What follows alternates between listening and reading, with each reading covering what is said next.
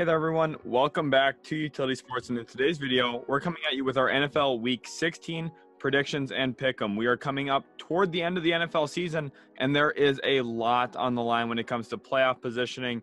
And all these teams are trying to put themselves in the best spot to get a good seed in the playoffs, hopefully get a good matchup for them, and advance throughout playoffs. And there's also a lot of NFL draft implications. We do a lot of NFL mock draft stuff on the channel, so make sure you guys are subscribed to the channel so you don't miss out on any of our other content. Also, leave a like on today's video if you do enjoy the pick'em and predictions. It's been an absolute blast to record, and at this point of the season, Austin, you got a 7-game lead on me still. I can't catch up here. Austin, our pick'em and prediction wizard at 104-62, has been absolutely great all season long with his picks and predictions. I'm 7 games back.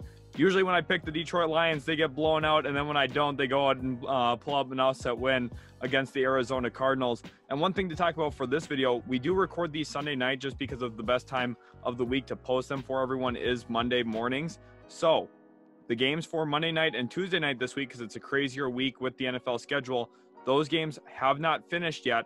So that is an important note to have going into this. Austin here now with their locks. You're going with Kansas City over Pittsburgh. Talk a little bit about that one. I think for Kansas City, it's a big win if they can get it here. Pittsburgh's really slowly trying to climb back into that AFC playoff picture. However, it's going to be difficult going through Kansas City, who just beat a really, really good Chargers team in a shootout overtime victory. But the key for Kansas City is really just, attacking through the air like they've done all season long. I think they've been extremely underrated offensively and defensively this whole season, which is crazy considering how bad they started defensively. They've really turned it on. I think they're a tough out. They've definitely picked it up. 10-4 now with the Kansas City Chiefs. And I'm going with the Los Angeles Chargers over the Houston Texans as my lock because of that Chargers-Chiefs matchup you talked about on Thursday night this past week. Chargers badly need a win. They need to keep themselves alive in that AFC West, and they got to come in, step on the Houston Texans' throat early, and I think that they're going to do that. Texans only have 3 wins this year. 2 of them came against the Jacksonville Jaguars. They're just not an opponent that's going to have enough firepower to keep up with Brandon Staley's Chargers there. I think the Chargers roll in that one. Moving into our upsets here, you actually stuck with the AFC West, Austin, with the Raiders over the Denver Broncos. Of course, Teddy Bridgewater going down with an injury today looked pretty serious. Does that have to play into this? Yeah, I mean, that's pretty much the reason for my pick. Drew Lock definitely struggled while coming in. Even at the end of the game, he had a crucial 4th down and ends up throwing it out of bounds. I don't know if it was intentional or not, but it was a 4th down play and he threw it out of bounds. So not a good look there. I think the Raiders, hoping to get a bounce back win. I believe they're home for this one, so hopefully they can get a win against that AFC opponent. Yeah, I definitely like that Vegas over Denver pick. And here for my upset, I'm actually looking at the Detroit Lions going into Atlanta and taking down the Falcons. The Lions, to me, are kind of reminiscent of what the Miami Dolphins were a few years back in Brian Flores' first year as head coach there. Remember, they started that season so terribly, weren't winning any games at all, and then down the stretch of that season kind of picked up things a little bit. I think the Lions are in a similar boat here with Dan Campbell. They're playing hard week in, week out, had a nice win over the Arizona Cardinals today. And I think against a team like Atlanta, they're not that far back in terms of talent. Obviously, I think the Falcons have a little bit more talent on that roster, but I think right now the Lions are going to come in, play harder, and probably look to win this one. They're my upset pick for this week. Thursday Night Football, we got a good one here. The 8-6 49ers take on the 9-5 Tennessee Titans. Austin, we got a split pick here. You're going with the San Francisco 49ers. I'm taking the Titans at home in this one. I think this is a really good matchup. A great way to start the week here in Week 16. What's your thoughts in this game? For the San Francisco 49ers, they are currently hitting their stride at the right time, right before the playoff push. Offensively, they've kind of figured it out. They're getting healthier. George Kittle is being a big part of that. His involvement in the game is very clear and obvious that they want to get him the ball. Jimmy Garoppolo's played well as well. So looking at it, I know they're on the road playing a tough opponent in Tennessee, but if we saw that Ryan Tannehill game, I mean, he struggled mightily turning over the football. Maybe if he cleans that up, it's a whole different story. Maybe I am taking the Titans, but the fact of the matter is he was turning over the ball a ton today. Just was not a great outing for him. Hopefully he bounces back, but I think San Fran is definitely a tough opponent to beat, especially with how they're running the football as well. Yeah, I think this is going to be a tough game for the Tennessee Titans, but I think Tannehill is going to have a better performance against an easier secondary there for the San Francisco 49ers. Of course, did struggle against the Pittsburgh Steelers this past week. However, I think the Titans, even though they've been reeling a little bit, especially after losing Derrick Henry, I know their wide receiver options are limited currently as well. I still think that they have enough offensively with Tannehill, with their play calling, to get the job done here in a close one. I'm going with Tennessee. And remember, I'm 7 games back. I need to make some things happen here. Tennessee at home. I like my chances here, trying to catch back up to our Pick'em Wizard, Austin. Moving into NFL Saturday, again, another great slate of games here.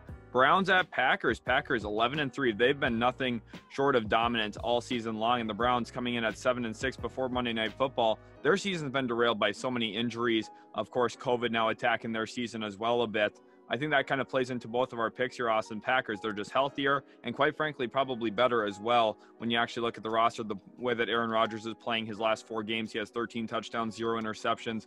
He's been playing lights out. Very arguably could be the MVP of the league again this season. How easy of a pick is the Packers in this one? Yeah, just considering where the Browns roster is at in terms of actual players that are going to be eligible to play in this game, I think that makes it quite a bit easier. Had it be full strength, I still pick the Packers without a doubt. However, it just makes it that much easier. We're not exactly sure with players rotating in and out of the lineup, key players. The Packers, have just been the product of being consistent and also relatively healthy, speaking from injury perspective and COVID-wise. They are getting healthier at this point in the season. So I like the Packers in this one. Yeah, we're very used to health down the stretch of seasons being very important for teams, but less so about COVID. COVID is really starting to play a factor, Austin, at this point of the season. Coming into playoff time, how big of a factor do you think that will be for playoff teams? Yeah, I think it's really going to come down to, you want to protect your quarterback, and at the end of the day, it's hard to really, protect a singular person with that. But you having a great game plan, having a quality starting backup quarterback is going to be huge down the stretch, especially in the postseason. Teams like Cleveland will be okay. Case Keenum, very, very serviceable backup, a guy who's won in the playoffs as well. So that's where you're going to see that finally really start to matter. And the injuries and COVID lists are going to pile up, and it's going to continue throughout the end of the regular season. I'm sure many of our viewers are already seeing that in their fantasy football leagues as COVID is running wild, probably taking some of your best players out of your fantasy lineups. Colts at Cardinals here. I think this is one of the more intriguing matchups of the week here. Colts 8-6, but they've been on a tear as of late. They've really figured things out. Carson Wentz is just about to pass that 75% play threshold as well, so that pick will be a first rounder to the Eagles. And then the Cardinals themselves reeling a little bit. Of course, DeAndre Hopkins probably out the rest of the regular season at this point. And they just came off of a loss to the Detroit Lions. Austin, you're sticking with the Cardinals in this one, partially probably because they're at home. I'm going with the Colts because of how great they've been playing as of late. Jonathan Taylor making a real argument for that MVP pick at the running back spot. Talk a little bit about this matchup. Why are you opting for Arizona here? I think it's going to be a tough play for the Indianapolis Colts secondary to still go up against Kyler Murray. I think he brings so much with his legs. It's going to be very, very tough for them to stop. I understand they come off the loss against Detroit. However, great teams tend to bounce back, and this Cardinals team is very, very resilient. We've seen it all season long with the injuries that they've had, especially to Kyler Murray and DeAndre Hopkins. They've battled, they've won with even Colt McCoy. So that's the reason why I'm still sticking with them. I'm not going to hit the panic button because they lost to Detroit, because we even seen with Minnesota, they were able to bounce back as well. Looking at it here, I think the Arizona Cardinals, this is a must win if they want to stay at the top of that NFC. Definitely. These two teams are very, very good teams. I don't want to, belittle the Cardinals here with my pick of the Colts. I think the Cardinals are a good team. But however, without DeAndre Hopkins, I've got some of my concerns about how consistently they're going to be able to move the ball and who that number one target is there in Arizona for Kyler Murray. I know how great he's been playing. Had he not missed time this year, he would have been in that MVP argument as well. But Jonathan Taylor, he's just been so dominant, so great. The Colts are going to get him the ball 30-plus times, and I'm not sure how Arizona is going to deal with that on a consistent basis. I think it's a close game. I have the Colts just barely out-edging the Arizona Cardinals. Moving into our Sunday slate of games, again, another good collection of games here, starting with the Lions and Falcons. We've talked about the Lions a few times already in this one, Austin. I opted for them, like I said in the open.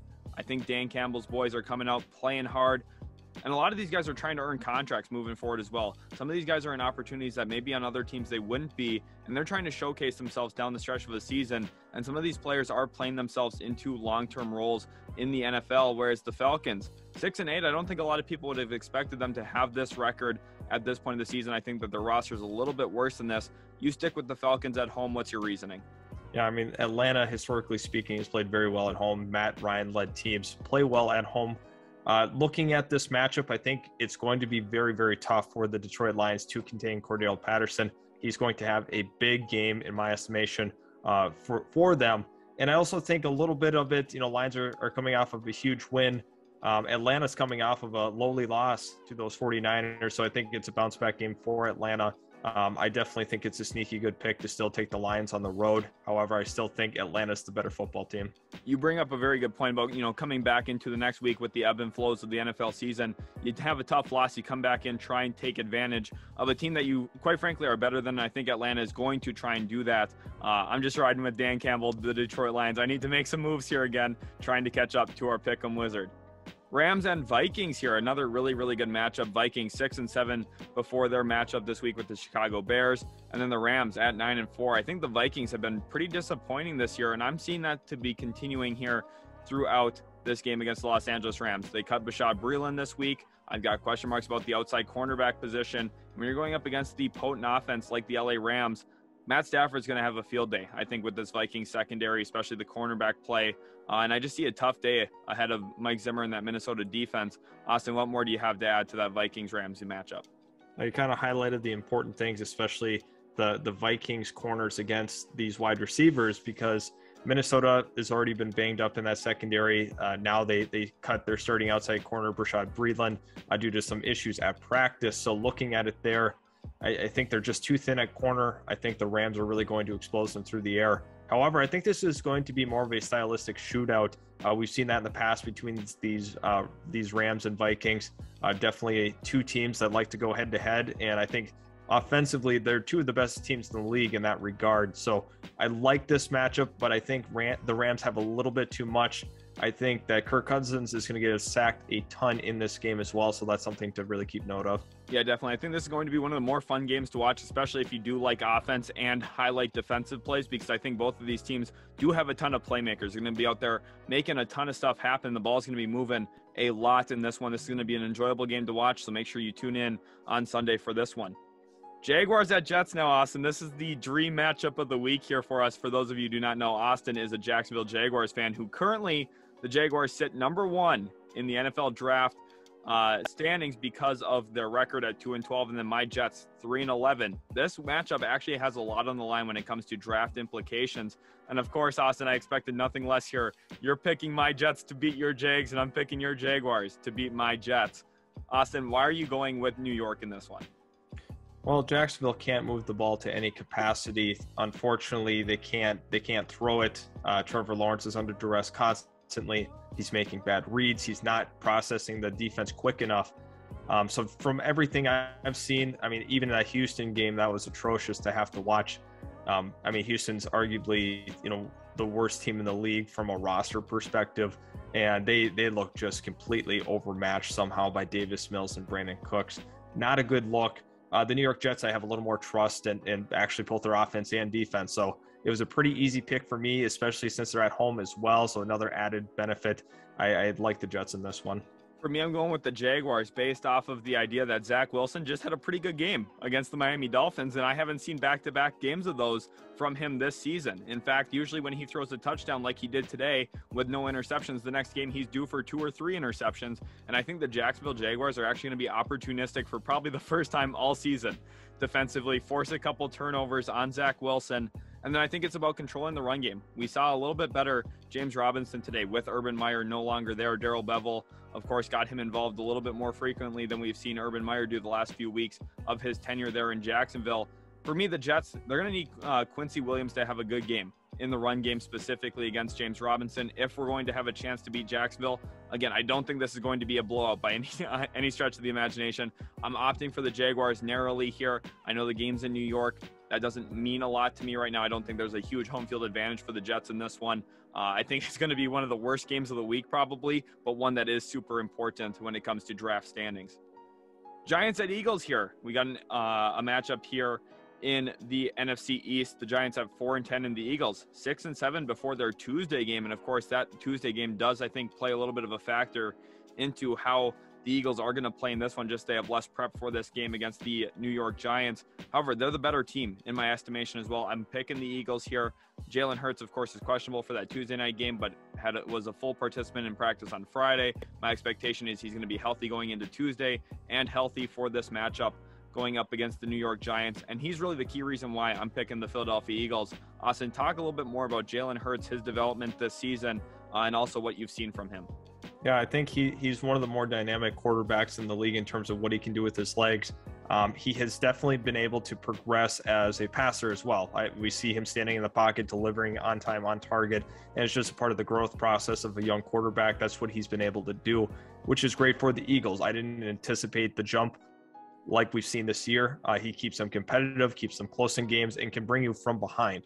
The New York Giants are in a position right now where they are kind of hitting a free fall. Unfortunately, because they've had to have Mike Glennon as their starter, which is not going to bode well. So looking at it from that perspective, we're not sure who's exactly going to start at quarterback for the Giants at this point, but I just feel a lot more comfortable with this Eagles team with or without Daniel Jones in the lineup.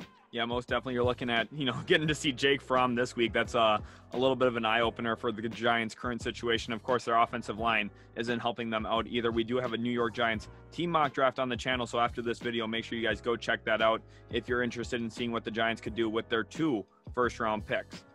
Bills at Patriots here. I think this is one of the big matchups of the week as well here, especially when you look at the AFC East. Bills 1 game back of New England. If the Bills can go in and upset New England in Foxborough, that would be huge for their playoff chances in that tough AFC. Currently, no teams have clinched an AFC playoff berth at this point, which is crazy. That the fact that we're heading into week 16, only 3 more games left on the schedule, and still no clinched playoff spots at this point. It's very open race. However, we both opted for the Patriots. Key thing for me here, how do the Bills go into Gillette Stadium and beat Bill Belichick?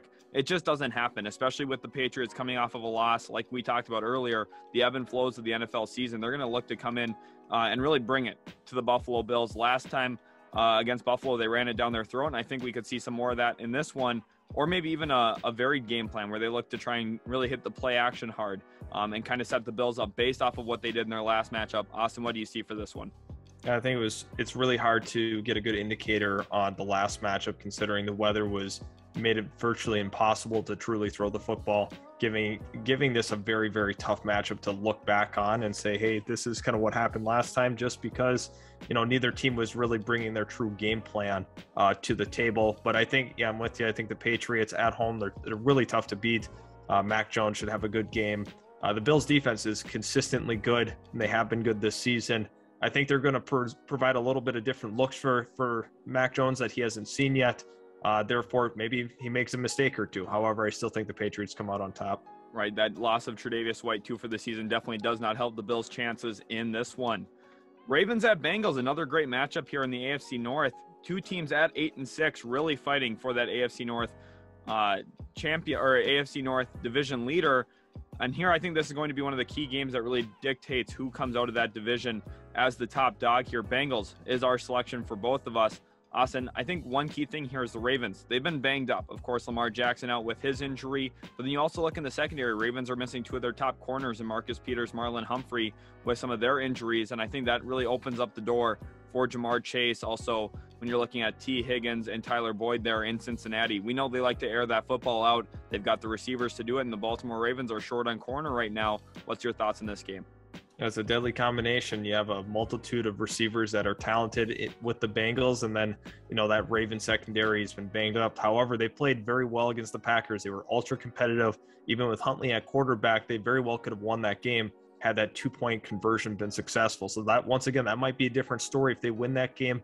Maybe we flip our picks. However, what the Bengals have going for them, they just won this week. They're at home in this one as well. So I feel confident in this pick, just considering what they have at wide receiver, and hopefully the Ravens can get Lamar back for that game, making it super, super great to watch from a viewer's perspective. And I think these are two premier teams in the AFC, which you didn't think about the Bengals as being a true contender until this point in the season. Really, nobody took them seriously. Here they are at 8-6. Yeah, most definitely. And with 3 weeks left in the season, I think it's a good time to highlight Jamar Chase's rookie season, because we got a lot of flack last season throughout the draft process when we were saying the Bengals should take Jamar Chase. Through 13 games this year, he has 1,035 yards and 10 touchdowns. He has been phenomenal for the Cincinnati Bengals. Austin, talk a little bit about his development as a wide receiver and what you really see his long-term ceiling being.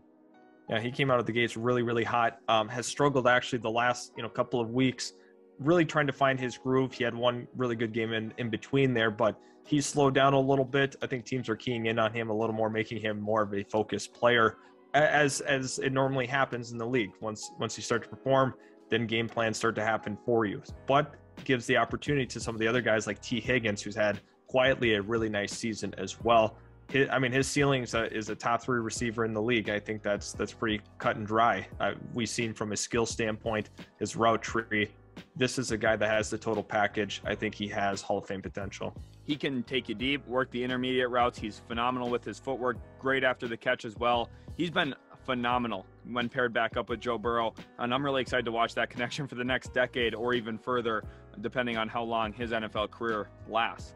Chargers at Texans here. We talked about this one in the open. This was my lock for the week.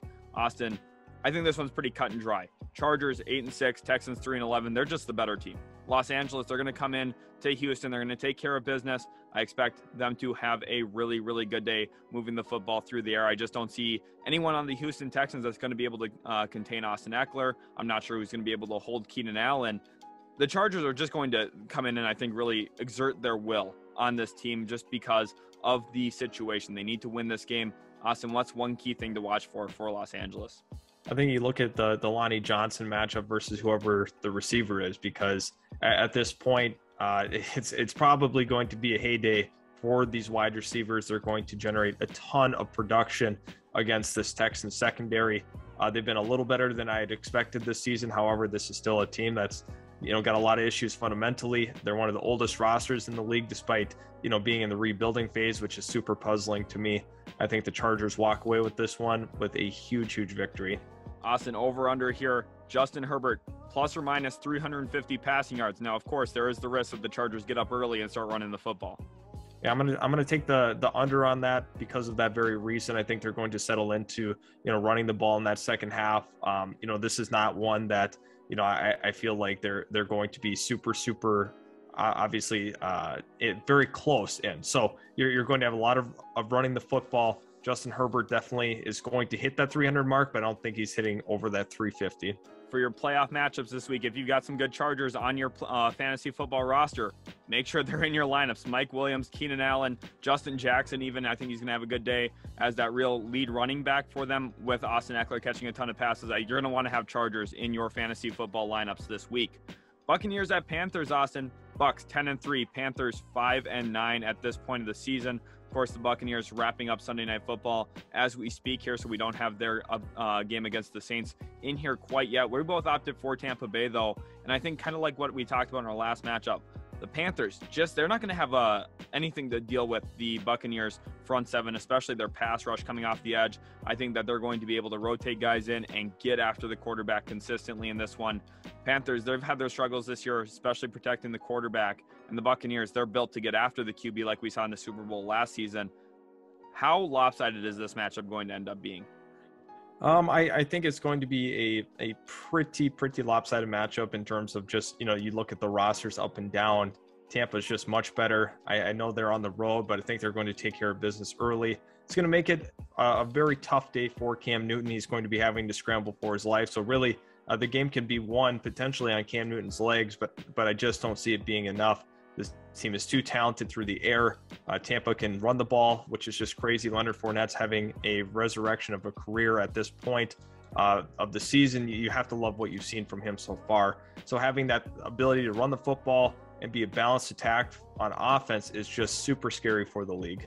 This episode, we've talked a little bit more about the MVP debate. Of course, Aaron Rodgers probably re-cementing himself back into the race. Jonathan Taylor's in there for sure. And then Tom Brady, someone who I think was an early favorite at the point of the season when he had 20 touchdowns early in the season. Austin, what's your thought?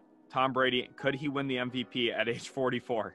I think it's very possible, and it's a wild thought considering his age. But, I mean, the guy's played like an MVP, so it's hard to take him out of that conversation. Maybe there's a little bit of fatigue considering they just won the Super Bowl. It really depends. A lot of these awards are narrative-driven, which it might not bode well for him because they'll just say he's on a Super Bowl roster, therefore he can't be an MVP, which is unfortunately a conversation that's being had behind closed doors. Yeah, that definitely does hurt his chances a little bit. It would be crazy, though. He's had a record-breaking career, and it would be fitting that at age 44, he breaks his own record of oldest MVP to win the MVP award in the NFL. Bears at Seahawks now. Bears coming in at 4-9 before Monday Night Football, and then the Seahawks themselves at 5-8 before their Tuesday matchup. And we both opted for Seattle here. I think a key part of this here is the game is in Seattle. We know how big those 12s are for the Seattle Seahawks week in, week out. And then the Bears themselves, they've had so many struggles this year. Of course, we've seen Andy Dalton in at quarterback quite a bit. And even when Justin Fields has been in, he's a rookie quarterback. We knew he was going to need some time to develop. And I just don't think the Bears are ready for a matchup here with Seattle. Seattle's been better as of late. I think this is another chance for them to improve their record this week. What's your thoughts? Yeah, I think they're going to find themselves right around that 500 mark. It's going to take a lot of really good football down the stretch. However, I think they can do it. It really depends on their matchup coming up here. But you look at this individually speaking, I think Russell Wilson's a tough matchup for the Chicago Bears.